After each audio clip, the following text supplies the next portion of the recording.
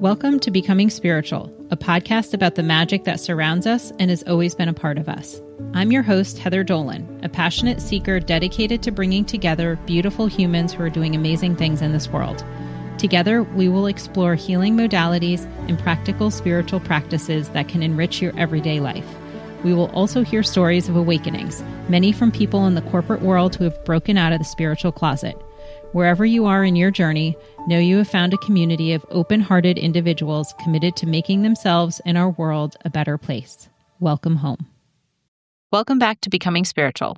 In today's episode, I sit down with Leslie Baker, a licensed psychotherapist and shamanic practitioner whose work brings together Western psychology and ancient spiritual healing traditions. For nearly 20 years, Leslie has explored what it means to walk between two worlds, the practical realities of modern life and the deeper, unseen dimensions of consciousness, energy, dreams, and spirit. In our conversation, we explore what shamanism really is beyond the stereotypes, how altered states like theta can support healing, the role of dreams and unconscious messages, and how practices like working with spirit guides or power animals can help us feel more connected, supported, and whole. Guided by lifelong experiences of the numinous, Leslie followed a path of study that led her to sacred places around the world and into learning with South American shamans. Today, she supports people in reconnecting with their inner wisdom, healing old patterns, and opening to the deeper intelligence that lives beyond ordinary perception. Before today's episode, I just wanted to remind you about the retreat that I am co-hosting with my friend Crystal from Watermelon Wellness. Our retreat is coming up on May 1st, so in 1 week, and we still have 3 spots remaining. We have private as well as shared accommodation. So if your heart has been calling you to rest or be with community, find your soul tribe, this could be the place for you. Our retreat is called Ley Lines of Your Spirit, and it's a guided immersive retreat designed to support real change. Across the weekend, you'll experience channeled guidance, a guided past life regression, ceremony, sound and energy work, group sharing and integration, and so much more. Our retreat is from May 1st to the 3rd in Bella Vista, Arkansas. You can read more on our website at becomingspiritual.me and go to the retreats tab, and you can learn more. You can submit a form for information, but there's still time. We have 3 spots left, and we would love to have you come and journey and be in this container with us. I hope you enjoy this episode. We would love to hear from you, so let us know what you think. Well, welcome to the podcast, Leslie. Really happy to have you here and have this conversation. I'm so happy to be here, so thank you for inviting me. I've been looking forward to it. Yeah, and I've been looking forward to it since we met months ago and have had a few chats just about the work you're doing in the world. And when you and I spoke about shamanism, you said it's just walking two worlds. And I thought that was so profound because it's so simple, but I also feel like there's so much in that definition. And so in this journey of shamanism for you, can you share how you see shamanism and how you would define it, even though I feel like difficult to define something with just words because it's so much bigger than that, but we're going to try. Yeah, for sure. We're going to try. Yeah, you're so right. It's hard to define it because it kind of is opposed to what we are in this 5 sensory world, which is, show me, prove it, research. And really the evidence you have is because it's so experiential. It's your own experience. It's a first person experience. And that's the beauty of it. And so nobody can say, oh, well, that is right, or that's wrong, or that's true, or that's not true, because it is about walking two worlds. And so when I was first drawn to it, it was because that seeking, and it had gone in various paths through spirituality and yoga and meditation. And shamanism really called to me because I felt like it was a way to really essentially journey to this place beyond the 5 senses, that there was a place. And I think I shared with you earlier that Michael Harner, who started the Foundation for Shamanic Studies, which is where I did my advanced training, said something that just really blew my mind initially. And he said, as he traveled around the globe, that he found that there were rituals and ceremonies that were similar. And these indigenous cultures would have had no way of knowing what was happening 20, 30, 40,000 years ago. And so there's some divine communication coming through our connection as spiritual beings and living and walking on this earth. But what he said was that we hear a lot about it today, that you can drum into a theta brain or a non-ordinary state, or you can take plant medicine, which a lot of people do, or you can ecstatic dance, something that brings you into this theta brain that kind of shuts down the default mode network that we live in this ordinary reality, in our five sensory world, our logical brain. And he said the big news isn't that you could do any of those things to move through the veils. The big news is that there was another reality and that you can go there. And I just remember hearing that and just sitting with that for some time going, yes, there is another reality, and that other reality can help inform this reality. So they're not separate. And it's something that I didn't grow up with in a way that is, close your eyes and go and you can work with. They said the other thing that is about that other reality is that everything that is alive has a spirit and can be communicated with.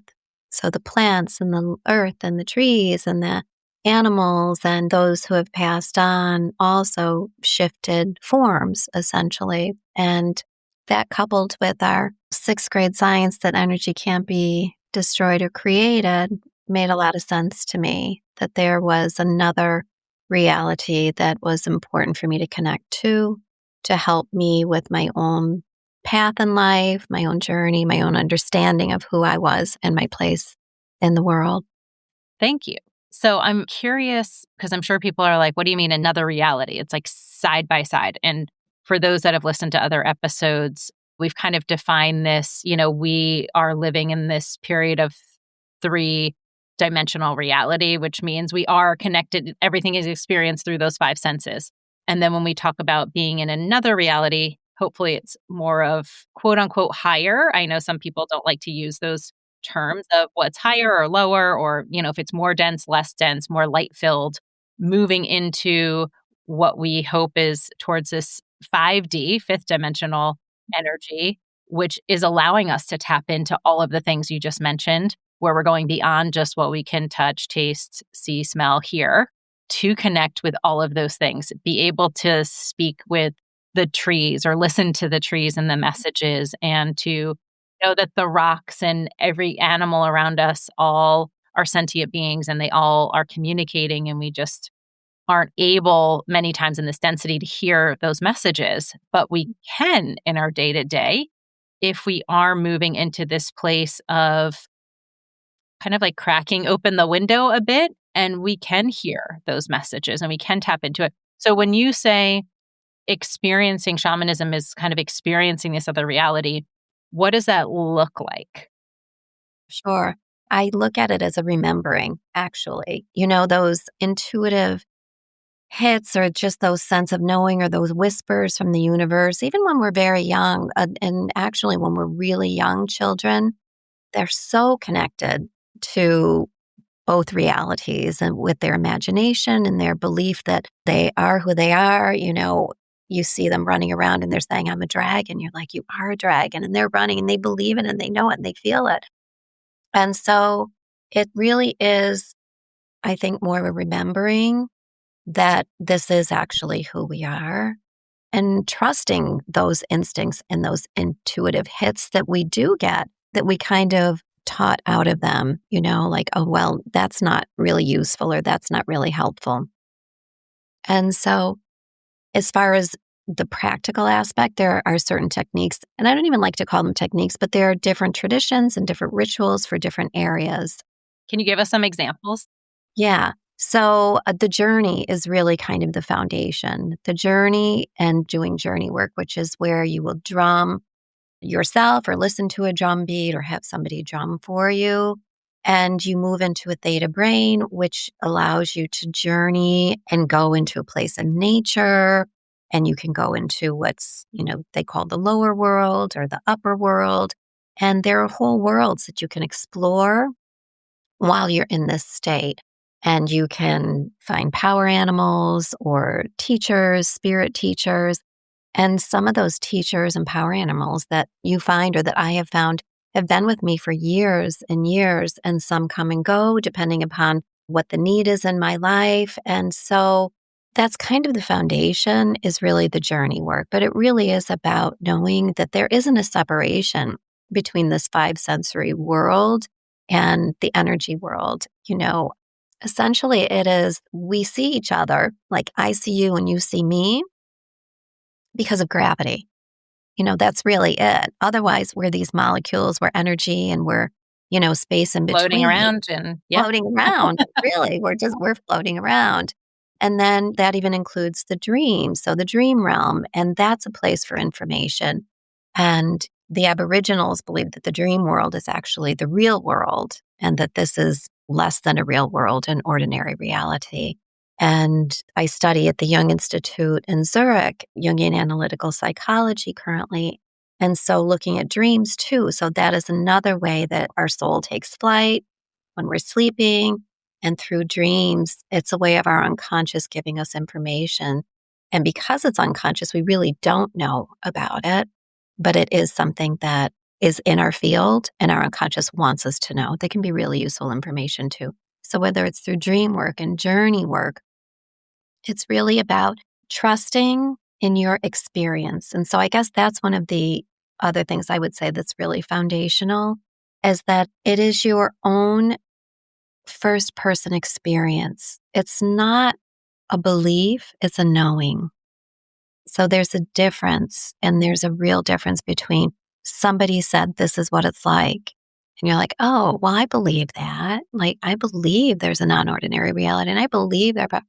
And the next step is, but what's your experience with that? And what do you know to be true for you? And it is a practice, I think, especially in our world that we've grown up in for many generations, to begin to trust those instincts and those experiences that nobody else can validate for you. Yeah, and to really, with conviction, hold on to that you're not. Let someone gaslight you and tell you that you're crazy. Everyone knows by now. I hate the word woo-woo. I think it's just really, Yeah, it's just like so toxic to me, because I feel like it's othering. It's like, oh, well, if you believe in that, it's this over here. It's kind of defined. And I love how you're talking about weaving it all together, as it's really just a tapestry, and it's just a different, you're kind of weaving one rug or beautiful piece of art than what someone else might be weaving, because they're having their own experience and tapping into whatever it is they need. And so it's a different way to look at it. And there's so much that you said there. I was taking some notes because I have so many questions. But first, I want to go back to the theta state, because when you talk about entering into that state and what you can do, so that is the state where you are able to heal, correct? Like that's where healing comes from. And one just experience, it's really interesting. But of course, total synchronicity. I was just talking about this yesterday. I was like, wait, am I thinking about the right state that you're in when you can heal? Because I was telling our nanny, who she had a migraine, she has chronic migraines. And I was saying I also experienced that for a couple of years. I had this space in time. A lot was going on in my life, and I started getting migraines, and they were pretty bad, to the point that I was taking so much migraine medication that they put me on like a daily regimen. And then I started going to this institute that was like a migraine institute. I knew nothing about sound healing, and they were doing all kinds of stuff. And I was like, how on earth is this ever going to help headaches? Like, it seems silly. And so I was going through kind of those therapies, and honestly, no one educated me in them at all. And so it feels like, I know some people can go in and have one experience and it's profound, which what I'll talk about was the case for me, but I didn't have any type of knowledge of what was happening. They had me doing all kinds of different things, but no one was really telling me anything. And so I feel like I did not have a belief that it was working, because it just seems so strange. And I do feel like sometimes that belief can be helpful, if you're trying to heal something, is believing that you're being healed, that what you're receiving is working and powerful. And that in and of itself is medicine, the belief. And so one person had said to me, I was saying I still was on this medication, I was still getting migraines. And someone said, have you ever tried floating? And I was like, no, I don't know what that is, but I'll pretty much try anything. And they're like, oh, it's this thing from, they said the 60s. I'm sure it's been around long before that. But you go into a sensory deprivation pod and float, and you're in there for however long. And I think I want to say like a 90-minute session, and it was a completely closed pod. I mean, there was a thing that you could push out of it and it was fine. I had no idea what to expect. Completely dark. There was some kind of music playing, probably like some kind of frequency music.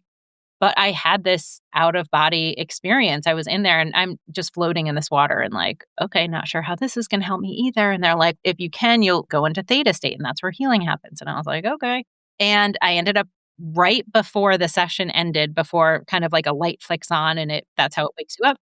I saw myself floating in the tank from outside. I was hovering outside and I could see the tank and then I could see myself in it and it was dense. So I could see through it. It was like the energy, it just was all the molecules there. And I remember thinking like, what is happening? And it's like, you're in this state and your body is now healed.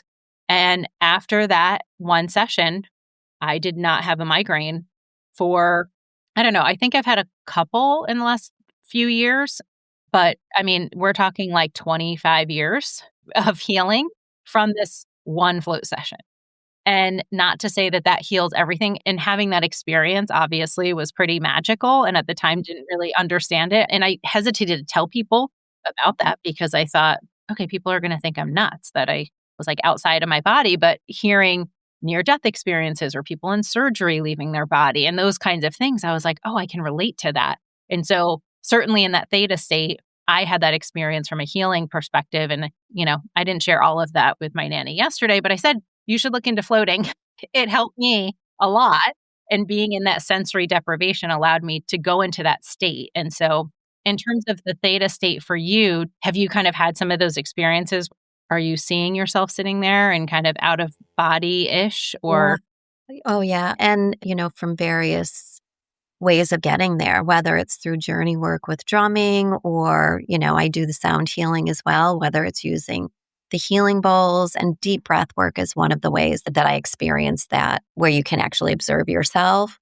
And so through deep breath work especially, and through the drumming also, but anything that will get you into that deep breath work, and even dreams, if you are in dreams, I don't know if you've had the experience, sometimes you're in it, the experience, but sometimes you're also watching it and have a sense that you're watching it. So that is when we can be more, our higher consciousness or our soul self or our healing frequency is always there, but we do have the denser energies that can prevent healing from just being spontaneous, And so experiences like you're talking about are so valuable and such good practices to bring in to our everyday lives, whether that's meditation, whether it's breath work, ecstatic dancing, however we can get to that place where we really are more centered and, really in the quantum field of the present moment, where you really are just kind of in that present moment frequency.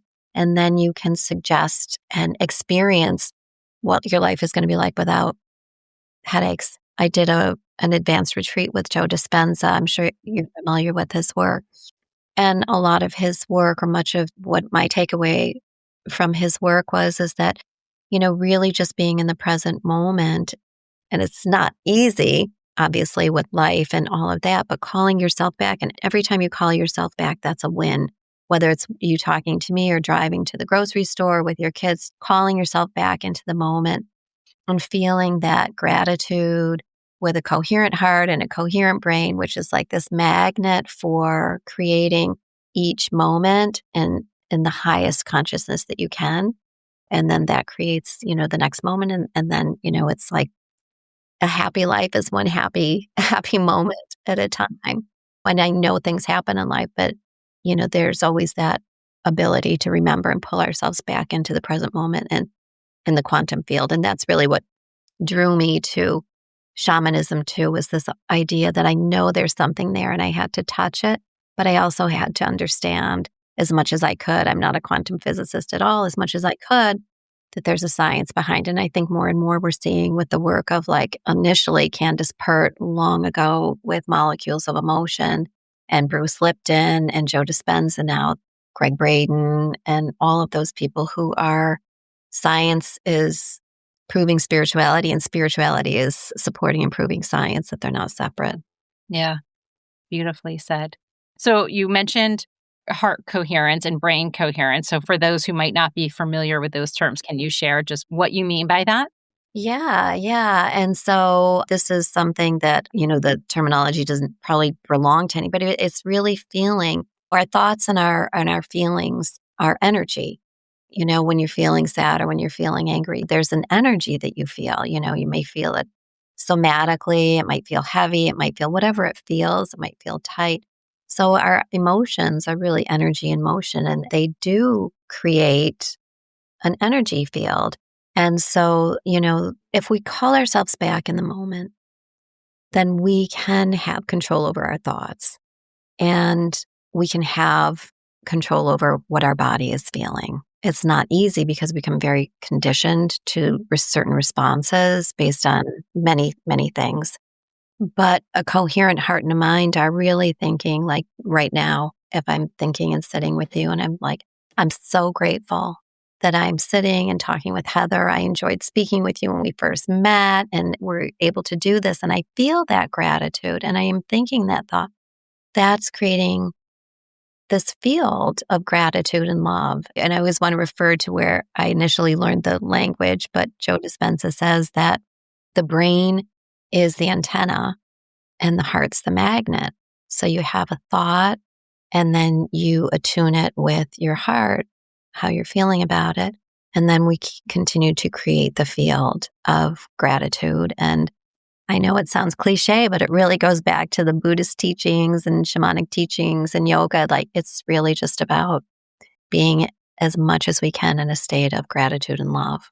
Yeah, thank you. And I just finished this week-long class and heart coherence came up every day. What I loved about it was so simple and how this gentleman shared, and actually it was very similar to a cranial sacral therapist that I worked with, and she studies a lot actually with Joe Dispenza as well and has been to many retreats. You've probably been there at the same time.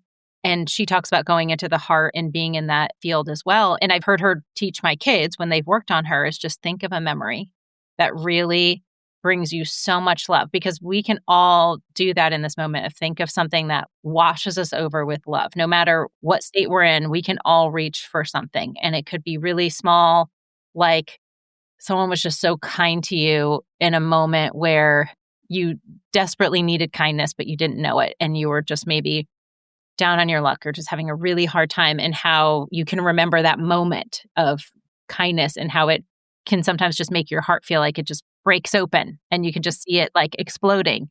And so this person was sharing every day about just grounding into our heart, grounding into love, and that feeling, having that memory is what helps us come into our heart. And that's what brings us into this state of coherence where we are just connected to our hearts and what that energy center is. We're not separate from it, but it's really simple. And I just want people to know that you don't have to have a big practice. You don't have to go into meditation. You can just close your eyes and just imagine a memory. For me, my heart has bursted open so many times, but what I was connecting to in this class, and it was just seeing when I had my daughter, and I know that's really common for people, is this moment that you can remember where it just felt like, oh my gosh, I didn't know I could love so much, or that I could love more than I already love. And it just makes you realize it's infinite, and then you think, I know for me, I felt when I was pregnant with my son, I don't know if I'll love him as much, which is I think all of us, I think all think that way of like, I'm going to have another child. And like, what if I don't love him as much? And of course it's like, oh my gosh, the answer is yes, you can. It's like the capacity to love is infinite. And so, we just keep opening our hearts and opening it. Like I almost see it like a flower, like blooming from our heart and unfolding. And so it's really just that connection to that heart space. And so that's the easiest way to get in coherence. If you're feeling off, you're just in a really bad spot, as much as you can come back to the present. And if you can connect to that love, it just changes everything. And then you can reach for gratitude, or maybe you can just crawl up that scale of, David Hawkins scale to like whatever that next emotion is, where if you're in deep fear or grief or whatever it is, maybe it just that coherence helps you pull a little bit out of that, for even if it's for a small time, to be able to start healing. I love that you're saying that because it brings it back to shamanism and the non-ordinary reality or the dream world and energy, and that our bodies don't know time because they're energy, I mean, they do in the five sensory world, in the dense world, they do. So if, you break an arm, Mhm. You need a certain amount of time to heal, allegedly. We can allegedly, change but that. exactly. But we can change that. We can Mhm. change that. And, people have had spontaneous healings because of their energy or their belief or their knowing or whatever it is. But, our bodies don't know time. And so if you can recall a memory and immediately your body is feeling this love and having whatever hormones, endorphins are associated with that. And so that is what dreams and shamanism and energy work does. It transcends space and time. So there's no time space continuum with it. It's all right here, right now, which I just always find so amazing and so powerful. And the remembering really is the work, just the remembering, the remembering, the remembering. Like, I am really in this place of infinite space and time. Always, always, always. And, when we get caught up in patterns that maybe aren't so adaptive or healthy for us or prevent us from being in that space. And so memories that might not be so happy or so joyful are also affecting your body in the present moment. And so that's the beauty and the magic of the energy and the shamanic journey work and dream work, is that everything is, that the name of that movie, Everything Everywhere, all the Mhm. time. That's what it is. And so that's how I really try to live in my life and in my private practice as a psychotherapist, a shamanic practitioner. Yeah, I wanna talk about that for sure. One of the things that had come up, Kelly Kolodny, who I've referenced many times here, who channels Archangel Yes. Raphael, Yep. and so she was just talking about, while she was channeling Archangel Raphael, that we will realize when we're outside of these human forms that this life was basically a dream. Like, it's a dream. We're in this dream state and look back on it of, it's a blink of an eye. Mhm. I try to have that perspective a lot, especially with my kids, or even if I'm struggling with something and I think, oh my gosh, it's going to be over in a moment. I mean, when we look back at our, when we're out of this physical body, it's literally like blinking our eyes and like, oh, that life done. And so it puts things in perspective and does bring you back to the present of like, oh my gosh, well, I want to live in this moment and be in this moment. So when you talk about journeying into the dream world or that space, what does that look like? And I don't have these prophetic dreams, or if I do, I don't remember them. And I'll have weird dreams, and I've definitely entered into like parallel lives because they have felt so real, down to like, I wake up sobbing and I'm carrying the emotions and I'm like, oh my gosh, I definitely stepped into Mhm. something else. And it's like takes my breath away because I look around and I'm like, wait, okay, wait, I'm here. I'm in this space. I'm not there, but it felt so real. But that's very rare for me to have that kind of experience. So I'm curious, when you're doing this shamanic work and going into the dream world, what is that? Like, what is that like? Yeah. So, because it is another reality, when you're talking about having the emotions there, I mean, those are real emotions. And so whether you look at your dreams or analyze them or not analyze them for information, there's alchemy taking place. There just is. So there may be, and there are probably a lot of people who don't look at their dreams or lucid dream or active imagination, which is a way of taking a dream and kind of going back into it in a waking state. But the alchemizing of our energy is still taking place. So if I were to say the way that maybe even working with myself or somebody else, journey work, if we're creating a sacred fire, if there's a guided journey that I'm helping somebody with, or even myself, if I'm in a journey and I'm creating a sacred fire, I'm dancing around a sacred fire, so let's say in the lower world with a power animal, and I'm releasing something that needs to be released, it's the same as if I were going to go outside in this five sensory world and build a fire and set an intention and release everything that I need to do. And so when I talk to people about that, whether it's clients or friends or family or whoever is interested in doing this work, there's always this like, oh, really? And I'm like, yeah, because it's another reality. And your energy and your intention. I mean, when you just spoke about how you can have a memory and have a somatic experience, it's the same when you're going in because it's all energy. Everything's energy. So whether I build this fire outside of my front door or I'm in a journey and I'm releasing some energy or experiencing some emotion and releasing something into a sacred fire that I built in the lower world, it's being released and it's healing.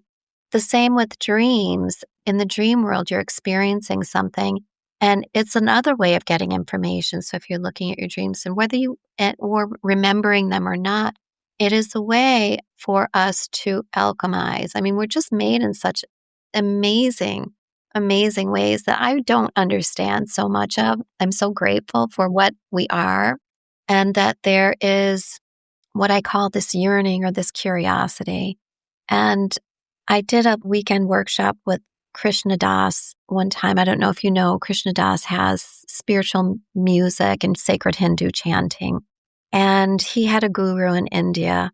And he had questions about the yearning. You know, he's like, I'm looking and I'm seeking and it doesn't seem like anything is happening. I'm not getting the story exactly right. But somebody said to him, it's in the yearning that is the connection. And so however we're made with this yearning and knowing that there's something greater, deeper to us, even just in that is the connection because there's somehow this understanding that there's something else to us. And so the journey work, you know, I've gone in and I've worked with my power animals for myself to get information. We're spirit teachers. And we do have to live in this world because we're here for a reason. So it's not about bypassing this world at all. You know, the five sensory world is important. We're here in this earth school to do the work that we have to do. And so the journey work or the dream work, the deep meditation or the breath work are ways of gathering information so that I can know from different realms what is my work. And that really shows up in the form of synchronicities, whispers from the universe, where you'll say, oh, you know what? This is really interesting. I think I'm going to read this book. And then you see another book in there. And then you say, oh, you know what? I think I'm going to do this. And then you run into somebody and you're like, oh, really? You're doing this? Oh, okay. Wow, that's interesting.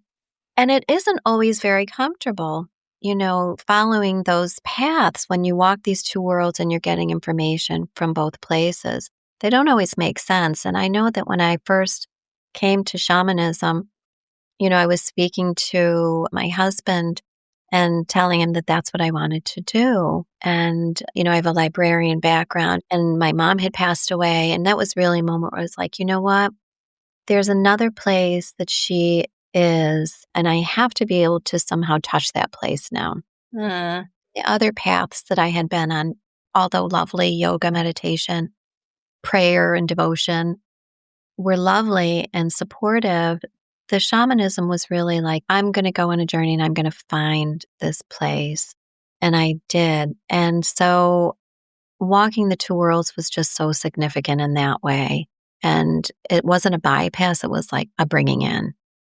And so in that way, there have been power animals, there have been spirit teachers that have along the way helped me to gather information and then I bring it back. And so when I do work with clients, I'm also a shamanic counselor and I can bring those things in and they'll do a series of journeys and they will find their power animal and they'll find teachers with a real intention and question.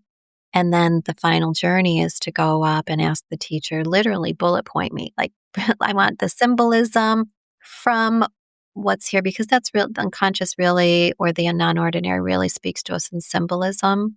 Time is not relevant there.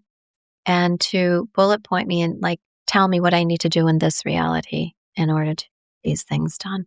So that's really I don't know if I answered the question about what the experience looks like for me and what it might look like for clients. Also, the two worlds overlap. I pay attention to animals that come into my life, into my yard, into my purview. You know, I just pay attention. It's a way of really paying attention to what's happening more and more. And that's actually a beautiful segue because you keep mentioning power animals. So what does that mean? we all know, and I think can accept that we all have at least one guardian angel that literally, as we are coming in, is with us all the time. And it's not removed from us. They're literally right here, like on our shoulder. If you think of those cartoons, usually it's an angel and a devil, but the angel that's on our shoulder and it's literally there to support us. I mean, they're coming in as our support system, but they acknowledge also that we have free will. So you have to ask for help. They're not going to intervene except for in extreme circumstances, which we've Sure. all heard stories of people having these amazing experiences where they should have died or should have gotten hit by. I just had one the other day, and you think, yep, that was the angel saved me. It was not my time. It's not part of my path for me to leave in this moment. So I think we can all accept that. But when you talk about power animals, what's that? Is it similar? I would say it is. And it might just be that this is more of the indigenous cultural knowing and belief system. But I would venture to say that many people, if you ask them, which I have, without any background at all, what do you think you are? What kind of power animal do you think you have? Or, what are you drawn to? And they'll immediately say, oh, I know for sure. And it's not that they've been in it at all. But yes, I would say it is. It's hard for me not to go into the archetypal realm at this point because I think that the archetypal realm, for me anyway, helps to explain that the power animals or the helping spirits or the teachers and all of that are in our field because they are fractals and mirrors of the energy that we came in with.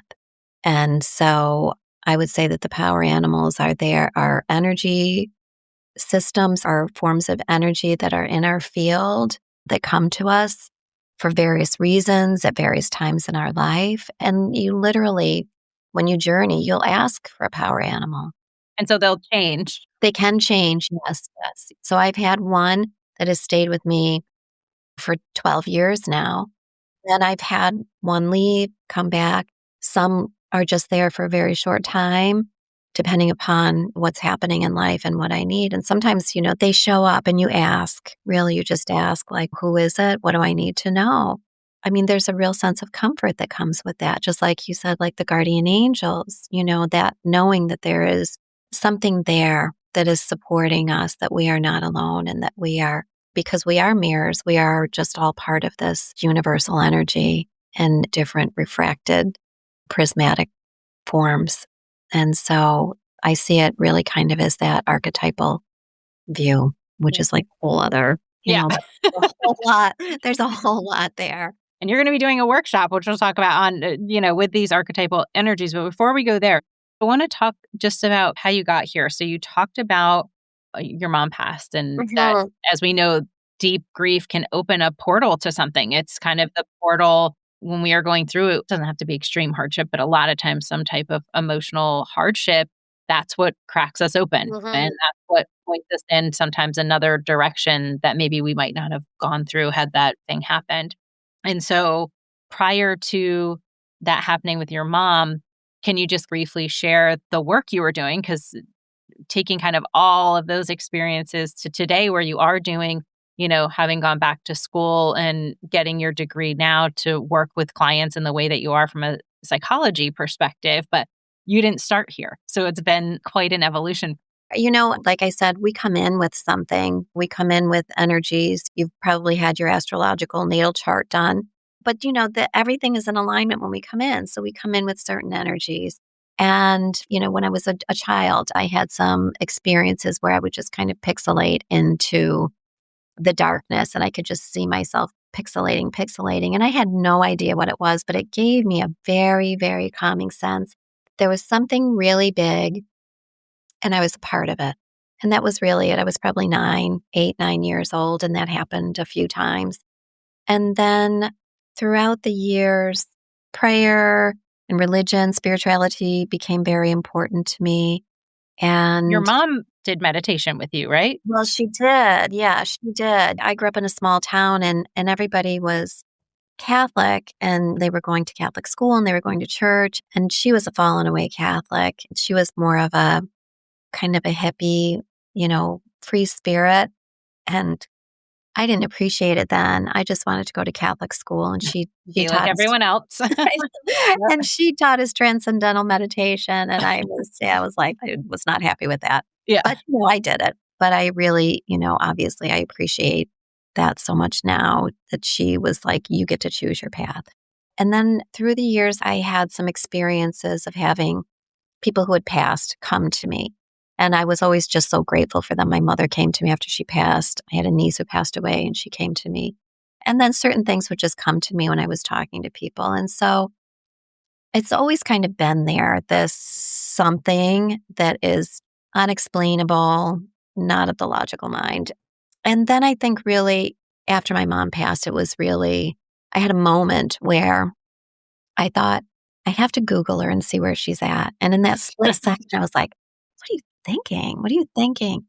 And, as synchronicities would have it, I met with somebody because I wanted to talk to somebody. So there was an Chinese medicine shaman in my town, in my city where I live. And I met with him, and he talked to me about his path. And he said, here's a book. And he gave me a book from Alberto Villoldo. And I think it's Shaman Healer Sage. So that was really one of the first books that I read about it. And I scheduled an appointment to go back and see him in a week. And in the meantime, I was like, when you get something, you'll do a deep dive. And so I was looking, and he was going to be at Kripalu. And so I went back and I told my shaman, who just recently passed away, I said, you're not going to believe this. And he goes, yeah, I will. What? I said, I love that response. Yes, Alberto is going to be at Kripalu. And so my shaman was, he was on the ground floor with me. And that really was the start of it. And so I did this retreat. And that was really my first introduction into it. And then, you just kind of meet people and things unfold in that way. And I don't know if did I start to share about my husband when I shared with him that this was what I wanted to do? Uh-huh. You mentioned that. Yep. Yeah. And so this goes back to my point that sometimes when we have those knowings, that the knowing that we need to do something, but we don't really understand it, very often is our soul saying like, do this, but it's probably not mainstream. It might not be even within a family belief system. And I remember him saying to me, isn't this world enough? And I said, no, it's not. It's just not. And then his next question was, am I going to lose you to another world? And I was like, no, you're not going to. I don't know what the path is going to look like, but I knew I had to do it. And it did seem kind of crazy. But I knew that I had to do it. And that for me sometimes very often is an indication that there's something that my soul or my higher consciousness knows. And that's what helps me to also it's trying to wake you up and say, remember the plan.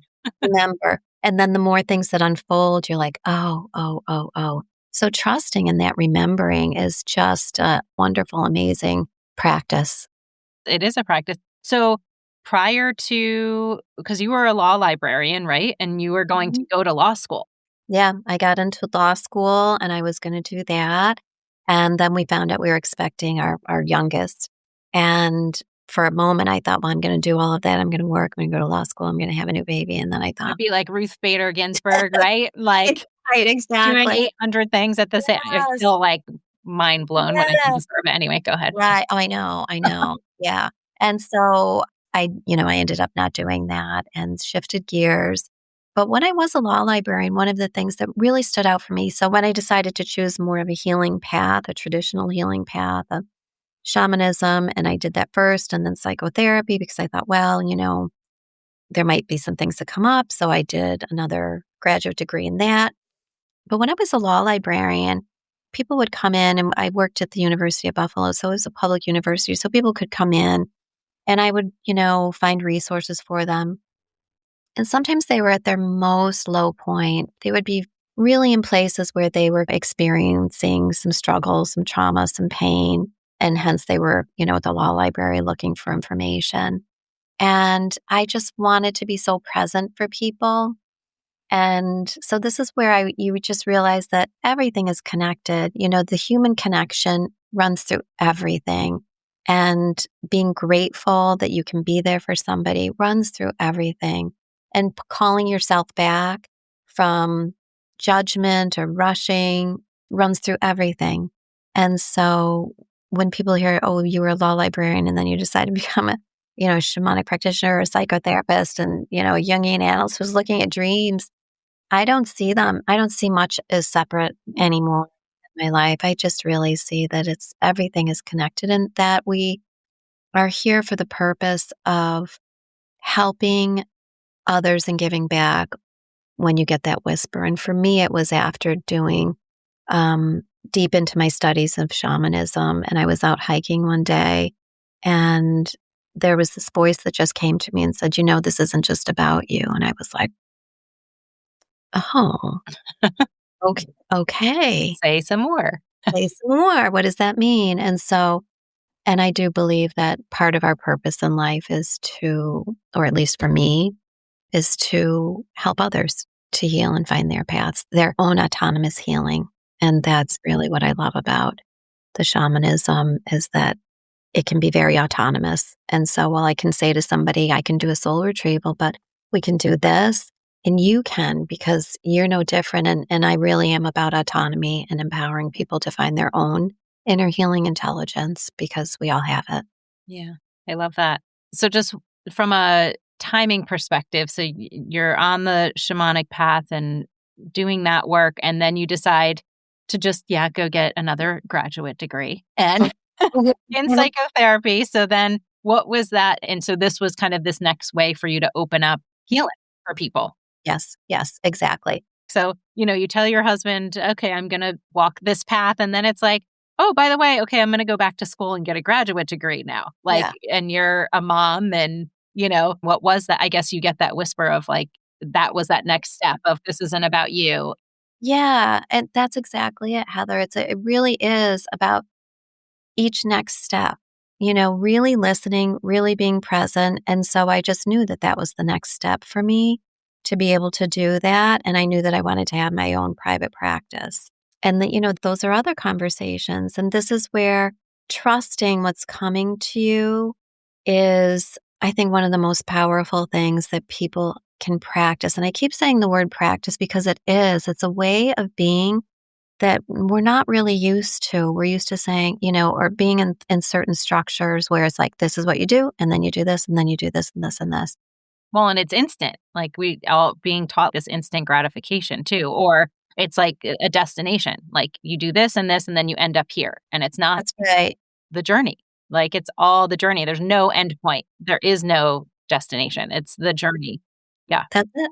It is. It's the journey. And so that's why it's each next step and just really listening closely and paying attention to how you feel when you are in each moment. Like, how are you feeling? How am I feeling in this moment? How am I feeling? What am I thinking about? What's the next step? And really sitting with it. And I'm grateful. I've always had an active imagination. Needed it when I was a child. So I'm grateful for that.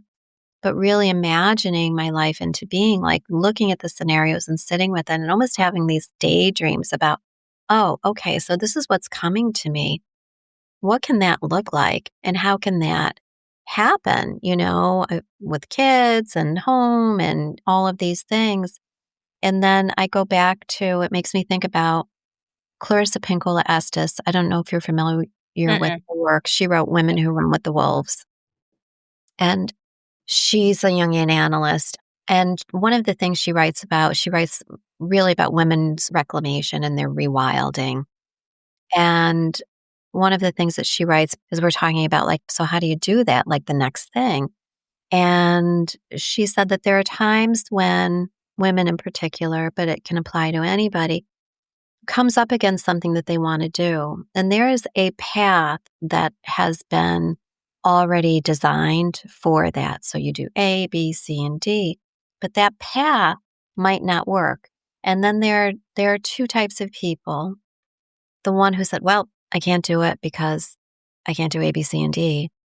And then there are the ones who imagine it into being, who imagine a different path and do it creatively. And I think those are some of the things that I would think about. Like, okay, well, I know this one isn't going to work, but how do I imagine it can work in another way? And you might have to do it a different way and do it a creative way. And so I think gratitude, I'm grateful for my imagination. And I know that imagination isn't always welcome as a child or even as an adult. You're sitting at your desk and you're Yep. imagining. I think it's a really powerful tool. I think it's a really, really powerful way of being in the world. So what does today look like for you with the work you're doing, working with clients in your private practice? The shamanic way of life is your life. So you're automatically going to be bringing that because I'm guessing it's so embodied at this point for you that it's not separate of like, oh, let me bring in this one shamanic kind of thing. It's just Yeah. natural part of all these pieces. So continuing to learn and study and bring them into kind of the everyday experience that your clients have. So what culminates to where you are in this moment? Yeah. So in this moment, I would say that the more I know about, or the more that I learn about the two worlds, whether it's the dream world, the energy world, and how to inhabit that through breath work or presence or drumming or journey work, they're just not separate. So if I'm sitting with a client and we're talking about things, I'm always like, we're in a field. So if something comes through for you, trust it and bring it forward. And is that okay if I do the same? So we may be talking and something, they might have an intuitive hit and they'll be like, what's really weird? Like, I was just thinking about this and I was like, oh, that's really interesting. Or is there something happening right now with you? Is there something about hiking that might be important for you? It's a conversation. Just as we're talking, we might notice something with each other. I might say to you, know what? I'm just wondering, I'm just sensing, do you want to just kind of do some sound work right now? And we'll just align the chakras with this. Or, okay, well, let's do that. So it's really about not speaking of it and not treating it like it's woo. It's just life. It's just walking two worlds. And that is on my website. That's on my information for everything. It's really walking two worlds and normalizing that. I mean, it's silly to even say that we have to normalize it. Yeah, but most therapists, you think you get on, I'm going to just talk for 45 minutes. Right. You might keep probing and uncovering things, but then that's like a traditional psychotherapy session. Exactly. And they each have their place. There's some talk, there's some information. But also, when I say, is it okay if I can share with you what's happening right now? And I'll say to somebody, this is about the frequency too, that people find you who are supposed to find you. There's a frequency that you put out. It's like a radio. Like heart coherence is the magnet coming back. Yep. Exactly. It's rare that I would probably have somebody who comes in who has no sense or no belief whatsoever in two worlds. But, I have an experience with one person, and many happen, but just one I'll share is that she's very familiar with power animals. And when I first was meeting her, I was like, can I share something with you? And she said, yeah. And I said, there's a big serpent around you. She said, yeah, that's my power animal. And I was like, okay, cool. And then you just move on, like, okay, these are the realities. This is the world. This is the universe. So it really just becomes normal to have those conversations. And I think probably the biggest challenge is always my own self, getting over my own self and remembering and calling myself back when I'm not fully present. Mm. And so the work, when clients are coming to you, is it for the same regular, 3D reasons of just I'm struggling in life, or why can't I get over this, or I have trauma, or all the same? It is. It absolutely is. But I would have to say 98% of the time, we do live in this world and we're walking this world. And the reason that we have all of these things that we have, these obstacles we have to overcome are because we're supposed to learn lessons, right? Like Carolyn Mace, I've learned from her. I don't know if you're familiar with her work, but she talks about how the world is both deeply personal and also deeply impersonal. So people do come with the same relationship, career, health, those types of issues, but they really want to be able to walk two worlds so that we talk about it, but they can also find information in the non-ordinary realm. And so much of it is really building up again the trust in their intuition and their instinct. What just came to me is really everyone's just trying so hard to remember. And we just have Yes. all our different levels of remembering. Yeah. And every time we have a conversation or we meet someone and it uncovers something, our soul is like, or our guardian angel or power animal are like, yay, you did it. Like, okay, here's the next thing. Like, keep peeling back the layers. Yep. Exactly. And that gratitude, just, I mean, it's just everything. You're caught up at a light or you miss your train and just saying, okay, this is the experience I'm supposed to be having right now. And I'm grateful for it. I don't understand it. And that's a big part of it. Like, we have our plans, we have our agendas, we have our schedules. We like control, we want this. And so that's really not always the way it is. And just be staying in the moment with, curiosity and gratitude. Mm. I'm a big gratitude fan. And I think it's a beautiful kind of full circle moment, or I don't know if you've seen it this way, of you going to Kripalu when you started your shamanic journey, and now you've taught at Kripalu. Mhm. How just amazing that is. Yeah, it is. It's wonderful. And that was one of those moments, Heather, years ago when I first went there. I remember being there and thinking, oh, this is just amazing here. And this little voice was like, you're going to teach her one day. And I was like, what? Yeah. And I never thought of, and then it was just like, oh, well, you want to, or you hope to. Mhm. And then it did come to pass. So you are working on a new workshop. So tell us just a little bit about that, and then we'll put all the links to your site and everything so people can find you and see all the work you're doing in the world. Wonderful, wonderful. Thank you. I don't have a date yet. It's probably going to be in May sometime and again in fall. But it's really about looking at what is your living myth? What's the archetypal myth that you're living? Because we really do live out these mythic lives. And we have archetypes, we have primary archetypes that are present in our life.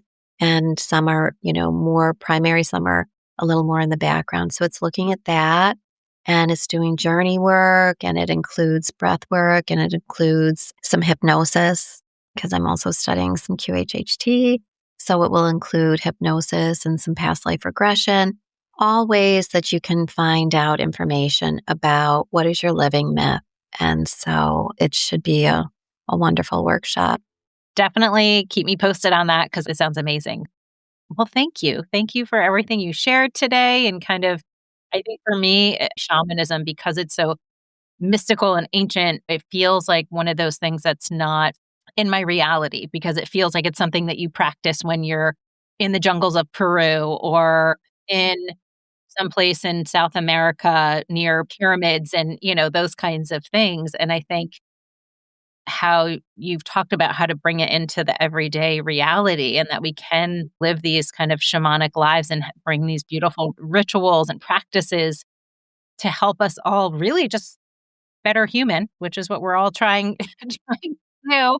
Yeah. It's like you make it really tangible and accessible, where it's not this thing that's so far away and that you have to, go live with the Aborigines for a year, 5 years, and, not have a cell phone or anything ever again. And so I appreciate that. Yeah, and there are people who do that. If you study under a shaman, that's one thing. But if you're walking or hiking with your kids and you walk into the woods, and Sandra Ingerman has a beautiful thing, because everything is alive, she's a shamanic teacher, she's lovely, is that before you walk into the woods, little things like saying, can I enter into your field of energy? Because that's their realm, and if you pick a flower that you ask, can you take it?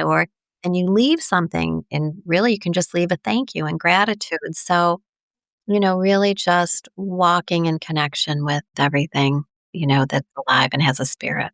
Beautiful place to wrap up. So thank you. I'm so grateful. I know those that needed to hear what you shared today, they're receiving that message. And hopefully in this space, from heart coherence from ours to everyone who's out there, that frequency that we know is so important, that comes through all of our fields. It's coming through our conversation today, and just hopefully it gives whoever's listening whatever it is you needed, and maybe spark some curiosity, or maybe this is a breadcrumb or a path that you've been interested in, that it might light something up. And I'd say if you're feeling that, then maybe, dig a little bit. We'll put the resources, the books, we'll put links to those as well, so people can maybe check them out and see if it's something that they need to read or look into. Wonderful. Thank you, Heather. All right. Thank you, Leslie. Thanks everyone for listening. We're so grateful that you are here. And until next time, be well and know you are loved.